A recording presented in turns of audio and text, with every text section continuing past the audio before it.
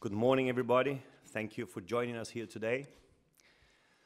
On 7th August 2016, the IPC suspended the Russian Paralympic Committee, RPC, due to its inability to fulfill its IPC membership obligations, in particular, its obligation to comply with the World Anti-Doping Code, to which it is a signatory, and the IPC Anti-Doping Code. The IPC's decision was taken after the anti-doping system in Russia was found to be totally compromised, corrupted, and open to abuse. With no trust in the Russian system and zero confidence in knowing which Russian para-athletes were clean and which were not, it was clear that Russia's participation in parasport events would severely jeopardize the integrity and credibility of parasport competitions.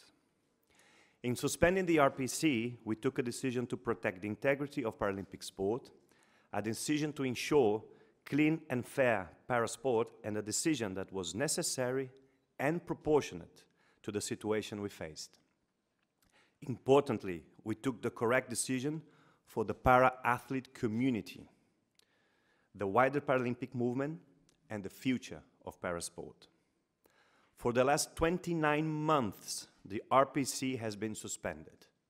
As the only global sporting body to have a blanket ban in place, the suspension has prohibited the RPC from entering all its athletes into any IPC-sanctioned competitions.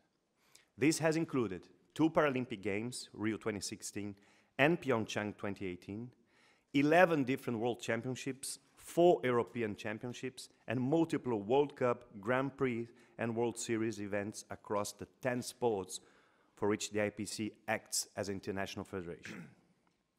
The only time we allowed the RPC to enter athletes was at the Pyeongchang 2018 Paralympic Winter Games, including the relevant qualification events in the lead-up, and in that case, 30 athletes who met strict eligibility criteria participated as part of a neutral Paralympic athlete delegation under the Paralympic flag.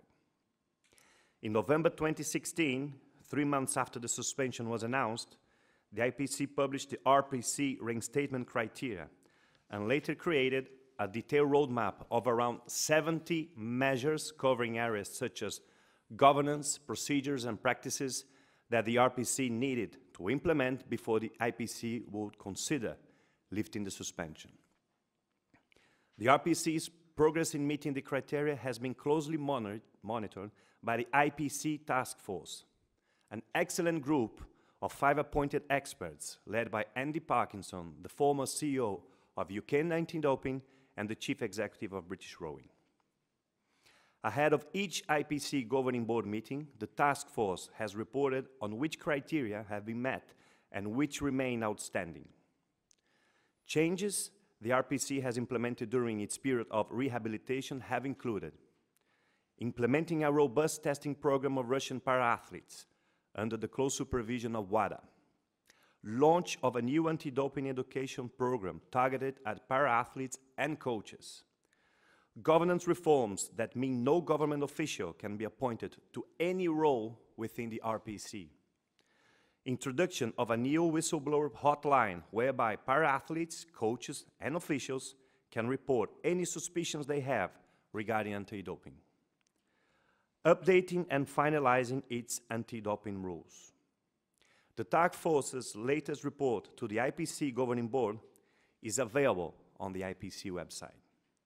It highlights the progress the RPC has made since September 2018, when 3 criteria for reinstatement remained.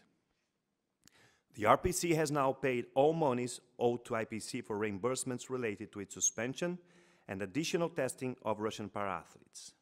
The task force also acknowledged that the World Anti-Doping Agency, WADA, albeit conditionally, reinstated the Russian Anti-Doping Agency, a move that was confirmed on January the 22nd. In terms of the final criterion, the IPC task force was unanimous that neither the Russian Federation nor, by consequence, the RPC have accepted the McLaren report. As a result, the task force considered that the IPC reinstatement criterion relating to the McLaren report is not met. The task force did note, however, that WADA, as part of its conditional reinstatement of USADA, had determined that the matter of the McLaren report was adequately addressed through the acceptance of an alternative report, notably the IOC's own Schmidt report. It needs to be noted, though, that the IPC task force did question whether the Russian Federation has even accepted the findings of the Schmidt report, but rather accepted a decision made by the IOC.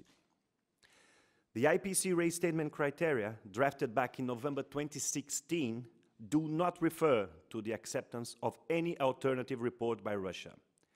It is very black and white and calls for the provision of an official response that specifically and adequately addresses the findings made by the McLaren report and the McLaren report only.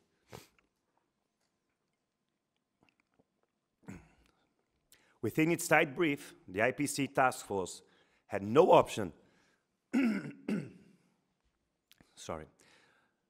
Within its tight brief, the IPC task force had no option but to conclude that this criterion was not met. At our meeting, the board unanimously concluded that, to much disappointment, Russia most probably will never accept the findings of the McLaren report, bearing in mind it has not provided any proper response to it since its publication in July 2016. Therefore, the board was faced with a fairly straightforward question. Should we dig our heels in and continue waiting for a very unlikely Russian response to the McLaren report, a move that will keep the RPC suspended indefinitely and as a result, Russian para-athletes ineligible to compete? Or do we consider whether it is possible to find another way forward to enable the RPC to comply with its IPC membership obligations? The board chose the latter and decided to lift the suspension under strict conditions. Back in August 2016, the IPC suspended the RPC because it was necessary and proportioned to the situation we faced and essential to ensure clean sport. 29 months later, it is the IPC governing board's firm belief that keeping the RPC suspended is no longer necessary and proportioned to the situation we now face in Russia. During its suspension, the RPC has implemented 69 measures which provide the IPC with confidence that it is now a very different organization. A very different organization to the one that it was prior to Rio 2016. Russian para-athletes are amongst and will continue to be the most tested athletes in the Paralympic movement. Under the supervision of WADA, WADA has effectively been rebuilt from the ground up, is back-testing, and is conditionally reinstated by the global body responsible for it. With these factors in mind, maintaining the RPC suspension on the grounds of Russia's continuing refusal to not accept the McLaren report does not seem right. We need to move things forward and find a solution that protects the integrity of parasports, acknowledge the significant reforms by the RPC, and enables the RPC to comply with its membership obligations. Of course, I know that many para-athletes will have a significant interest in today's decision. My message to them is that 6 of the IPC governing board's 13 voting members are para-athletes, who between them have competed in 14 Paralympic Games. All of them, including IPC Athletes Council Chairperson Chelsea Gottel, fully back this decision. They are supportive because with the conditions the RPC must continue to meet over a period of 3 years, we are confident that we can ensure a level playing field for all para-athletes and that the participation of RPC will no longer jeopardize the integrity and credibility of parasport competitions. In fact, the lack of acknowledgement of the McLaren report has provided the opportunity for the International Paralympic Committee to keep monitoring RPC activities for the next 3 years, until 31st December 2022. As I mentioned earlier, the IPC is only conditionally lifting the RPC suspension. By no later than 15 March, the IPC will publish post-race statement criteria identifying the core high-level requirements that the RPC must continue to meet to maintain its conditional reinstatement of membership of the IPC. If, at any stage of the post-reinstatement criteria are not met, the IPC Governing Board may reconsider the status of the RPC's conditional reinstatement and may, among other things, immediately revoke such conditional reinstatement on such terms as it sees fit. Amongst the conditions will be that the RPC remains compliant with all the requirements of the World Anti-Doping Programme and the IPC Anti-Doping Code. All relevant bodies must all be able to carry out their respective anti-doping activities in Russia without external interference. Husada must not be declared non-compliant by WADA.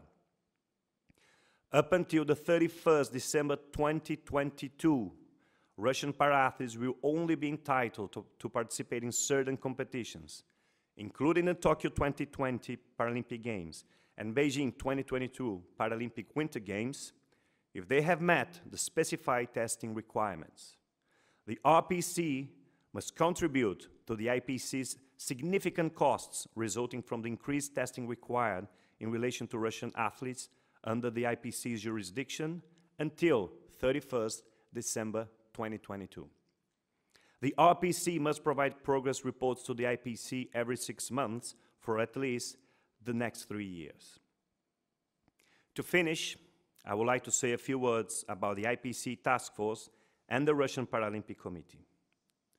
The whole IPC Governing Board would like to thank and applaud the work of the IPC Task Force.